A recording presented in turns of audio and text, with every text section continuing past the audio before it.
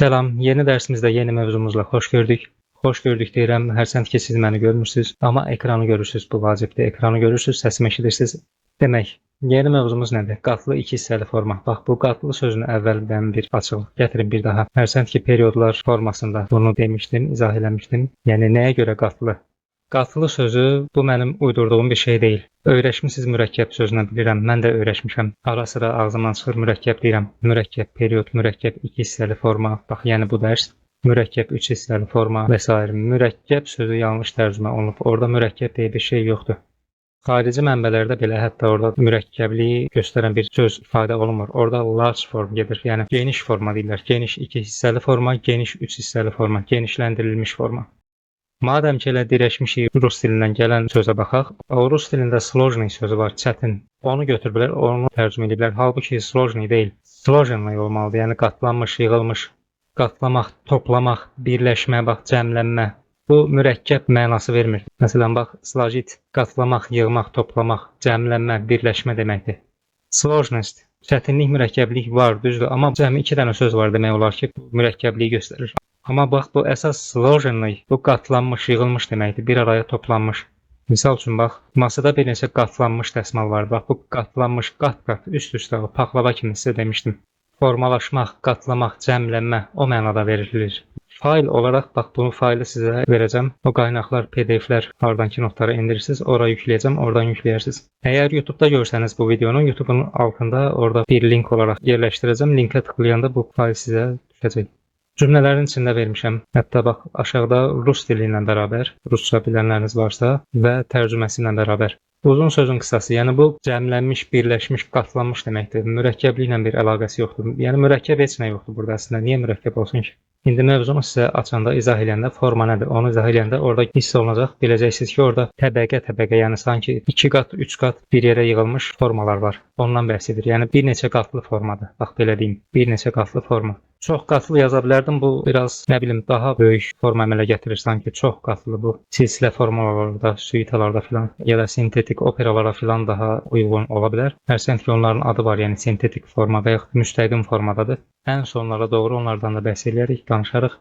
İndi deyərsiniz özündən şey çıxardır. Bunu mənə Aydın müəllim, professor təsniflər, möhtəşəm insan, gözəl insan, alim, musiqi alimi, o mənə deyib bunu. Müəllim olaraq, mən onun tələbəsi olaraq dərsdə bizə formaları izah edəndə, öyrənəndə bax, onda demişdim. Bacardığım qədər, mümkün olduğum qədər müəllimin ənənələri olsun, onun tövsiyələri olsun, onları davam etdirmək, yaşatmaq, icra etmək niyyətindəyəm hər zaman.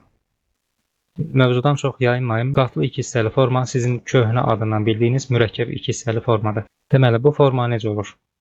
Sadə iki hissəli formanı bilirsiniz. Bax, onun düsturuna oxşuyur, formülünə oxşuyur. A, B. Girişi olur, tamamlayıcı, koda və s. bağlayıcı və burada daha çox bir də resitativlər olur. Bax, R budur. O sadə iki hissəli formada ola bilməz miydi? Olardı. Resitativlər orada da ola bilərdi. Nitekim o da vokal janrlarda daha çox yayılıb. O forma, bu da həmçinin. Nəzəri məlumat verim öncə bir neçə cümlə, sonra nümunələrimiz var, onların üzərində göstərəcəm. Demək, mürəkkəb iki hissəli forma, hər şeydən əvvəl bunu deyim ki, bu forma çox az rastlanan bir formadır. Rast gələnində də daha çox vokal musiqidə rast gəlinir, xüsusilə böyük formaların içində, məsələn, operalarda. Operalarda bəzən fasiləsiz vokal musiqi gedir, fasiləsiz. Yəni, deyək ki, bir ariya bitir, o birisi başlayır. Ariya bitir, arioza başlayır. O bitir, mahnı başlayır. Mahnı bitir, ariyetdə başlayır və s. belə. O zaman bəstəkarlar da həm forma baxımından dinləyicini yormasın deyə. Bilirsiniz, bu sadə üç hissəli formalarda və yaxud mürəkkəb qurma, qatlı üç hissəli formalarda reprizalar ki var, o biraz düşün, yəni 5 dənə vokal nömrə gedir ard-arda, hərəsində də repriza var, yəni bu artıq biraz təkrarlıq çox olur burada. Amma istər sadə, istər qatlı iki hissəli formalarda təkrar az olur. Daxili təkrar ola bilər, amma böyük təkrar olmur, yəni A, B və salam. Ondan sonra A, nə də A1 gəlmir.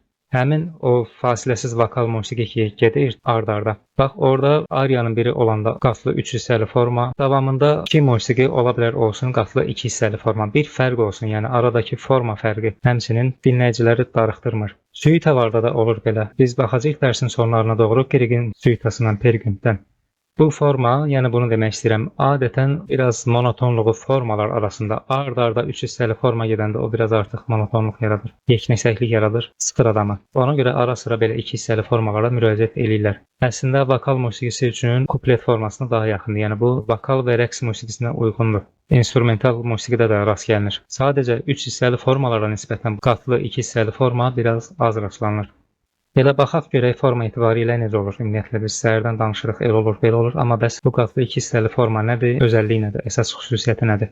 Bu formanın əsas xüsusiyyəti odur ki, hissələrindən biri period olur, digəri sadə 2 və ya 3 hissəli forma. Bu ola bilər birinci hissə period olsun, A.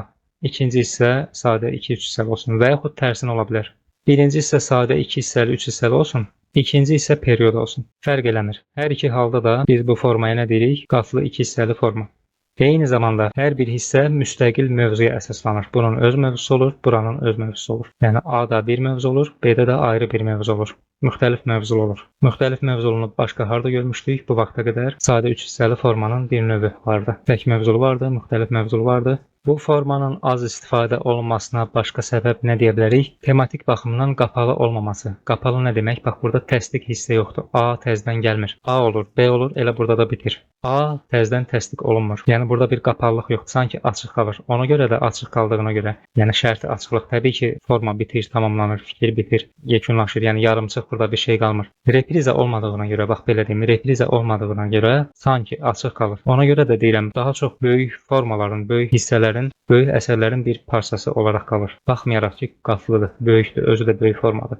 Bax, bayaq dedim, operalarda var, suitalarda var, rast gəlinir. Simfoniyalarda da ola bilər, böyük əsərlərdə olur adətən. Müstəqil əsərlərdə olmurmu? Olur. Nümunələrimiz var, baxacağıq. Xüsusilə romantizmdə biraz daha çox inkişaf etdirilib, daha çox romantik bəstəkarların, romantik deyirəm, yəni xarakterizə romantik yox, romantizm cərəyanında yaşayan, o dövrdə yaşayan bəstəkarların əsərlərində nisbətən daha çox rast gəlinir.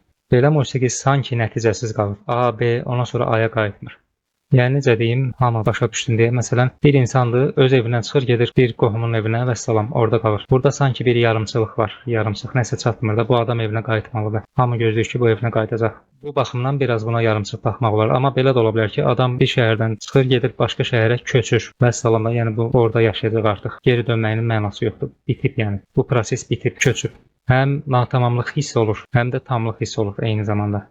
Təbii ki, artıq biz bilirik, period kiçik hissədir, nəinki sadə formalar. Sadə 2 hissəli, 3 hissəli, period özü də sadə formadır. Bunu ədəbiyyatda bax, belə yüngülvari bir dənə mən sizə nümunə göstərdim. Bax, sanki bu birinci hissədə kiçikdir, görürsünüz, perioddur. Düz bir-birinə əlaqəsi yoxdur. Bax, bu bayaqdır, bu Xəlil Rza Ulutürkün şeirindəndir. Bu ikinci hissə. Görsəl olaraq istəyirəm sizə izah edeyim. Bax, bu perioddur, bu da sadə deyək ki, 2 hissəli forma və yaxud 3 hissəli forma. Bu tərsinə də ola bilər. Ola bilər, period sonra olur ikinci hissədə. Birinci hissə böyük olur, ikinci hissə kiçik olur.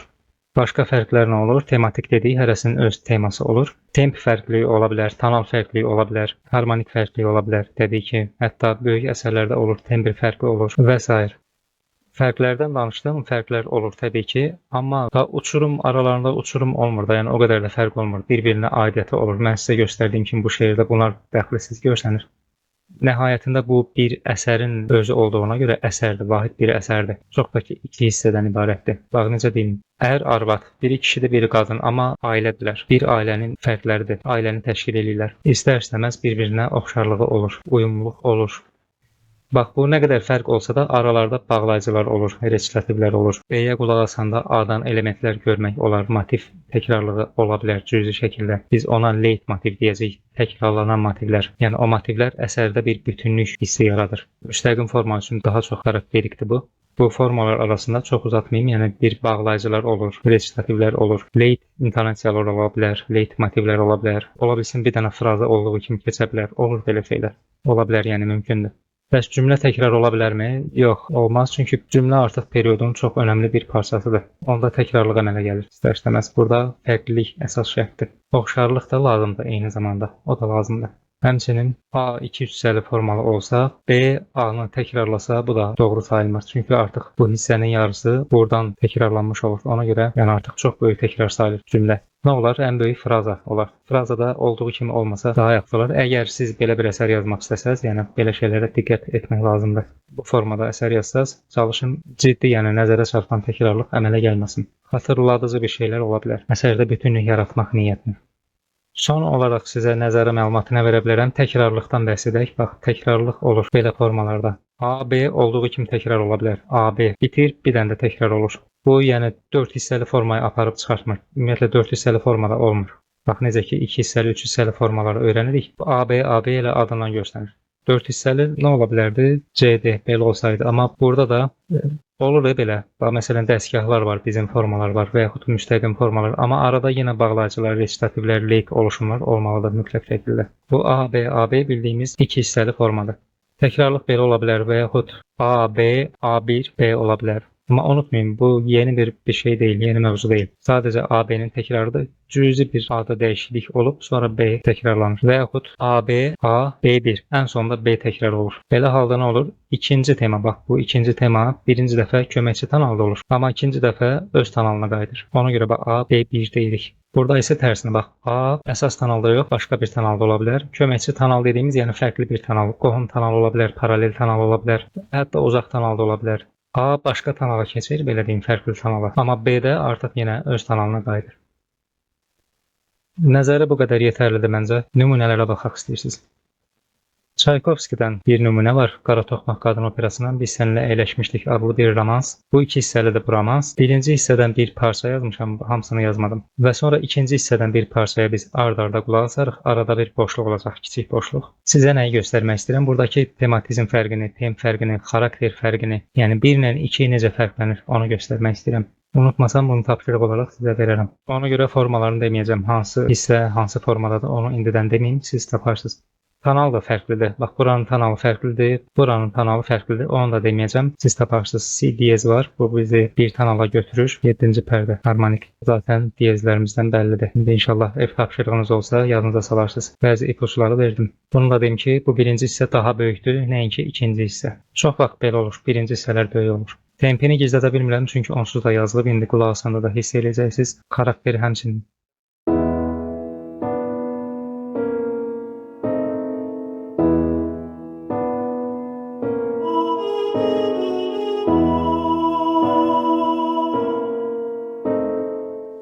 Müşayiətin təkrar olunmağı biraz laylaya oxşayır. Monotonluqlar ağırdır.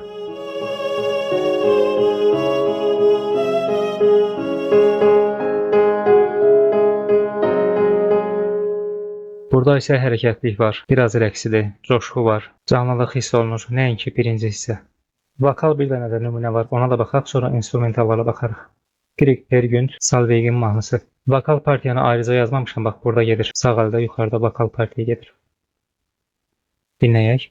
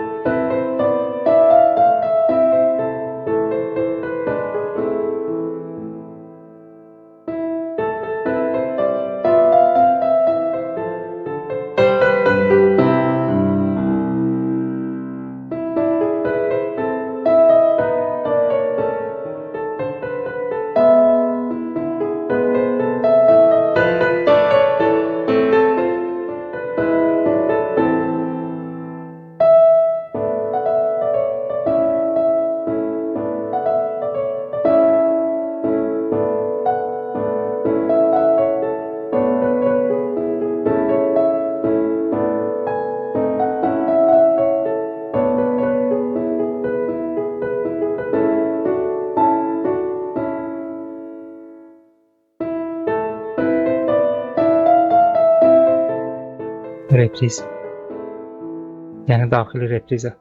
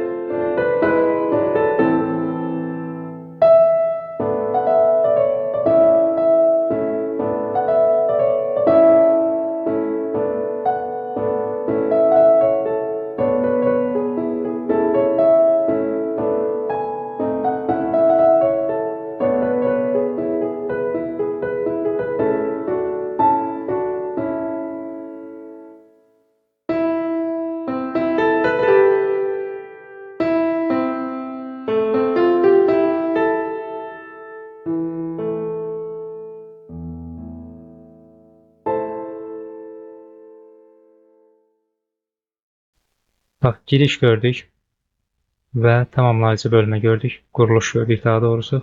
Birinci hissə başlayır buradan, bura qədər bitir. Burada onsuz da bizim alterasiya işarələrimiz göstərir yeni hissənin başladığını. Həmçinin temp dəyişir. Faktura dəyişikliyi var. Bax, sol əlin müşahidisinə baxın. Burada bitir və bitiş yenə var. Rəngləndirsəm bu şəkildə olar.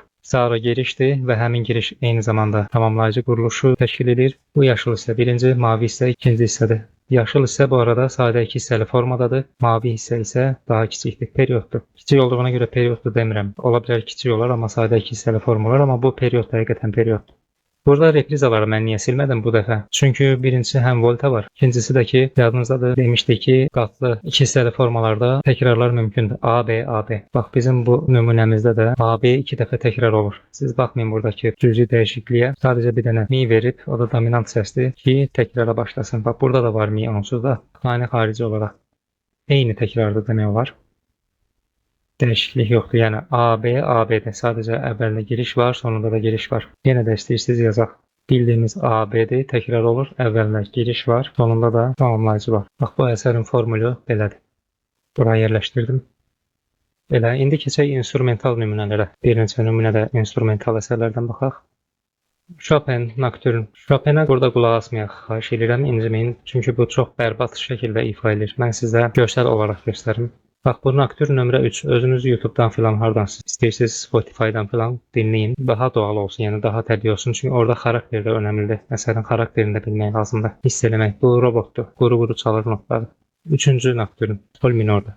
Fakturadan, yəni əsərin yazılma şəklindən fərqliliyi hiss eləyə bilərik. Bax, burada demək olar eyni müşahidə, eyni gedir. Diqqət edin. Burada da demək olar eyni bənzərlik çoxdur. Gəlir. Bax, burada dəyişir. Keçid hissədir bura. Xüsusilə bax, bu hissə keçiddir. Buradan ikinci hissə başlayır. Xarala bənzəyir, xaral janrı. Bir balaca qulaq asaq.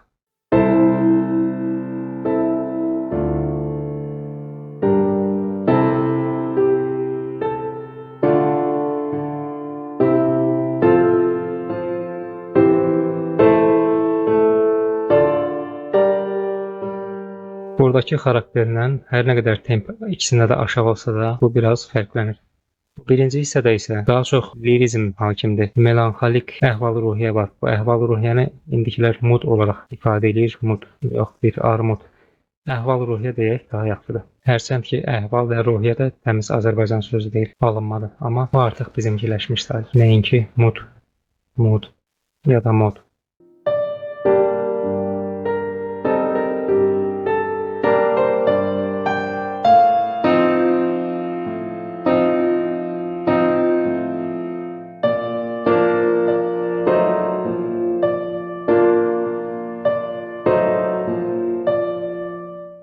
İkinci hissəyə bir də qulaq asaq.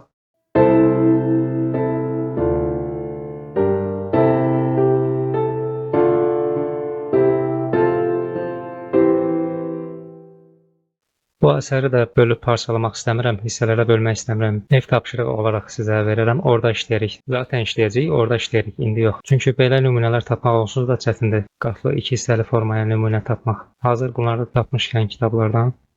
Sizə bir dəfə demişəm, yenə deyirəm, xahiş edirəm, bu proqramdakı bu yazı şeylərinə çox fikir verməyin. Ola bilər məndə xaric səsləmədə olar nəsə. Çünki asan iş deyil bu, notları oturub yazırıq tək-tək. Ola bilər yorğun vaxtımıza düşər, məsələn, do diyez əvəzinə do bekar gedər və s. Ara sıra xaric səsləmə və yaxud notlar bir-birinin üstünə çıxa bilər, səliqəsiz yazı falan. Xoşa gəlməz şeylər olur, bax belə aralar qalır, bekar filan bir-birinin üstünə çıxıb. Siz belə şeylərə xahiş edirəm, fikir verməyin. Bunları yazmaqda əsas məqsəd odur ki, biz üstündə həm istədiyimiz vaxt düzəliş eləyə bilək, işarə verə bilək, ifa eləyə bilək. Yəni ona görə yazmışıq. Yoxsa ki, çapdan çıxartmaq nəzərdə tutulmayıb. Ona görə çapdan çıxanda təbii ki, daha diqqətli oluruq, təmiz oluruq. Çalışırıq hər şeyə, qayda qanunlara əməl eləyək. Hazır bu əsərə baxmışkən dinləyək bunu. Mozartdan Re minor fantaziyası. Əvvəli biraz böyükdür, amma bu girişdir. Giriş hissədir.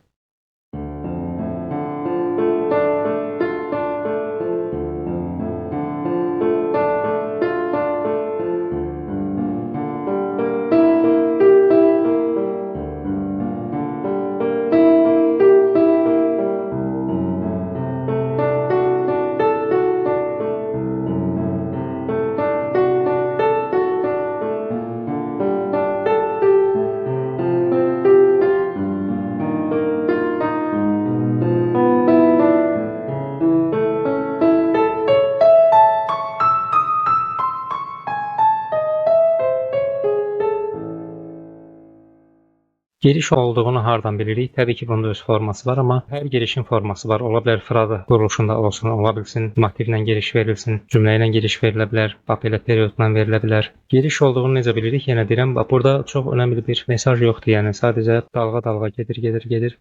Əsas fikir burada gələcək. İndi özünüz də hiss edəcəksiniz. Tema buradan başlayır.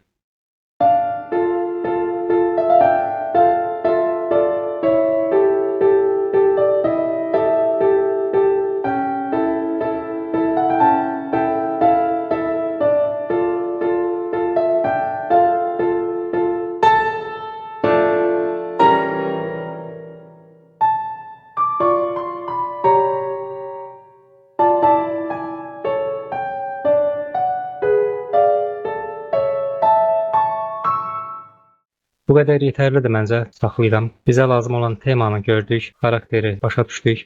İkinci hissəni sizə göstərim.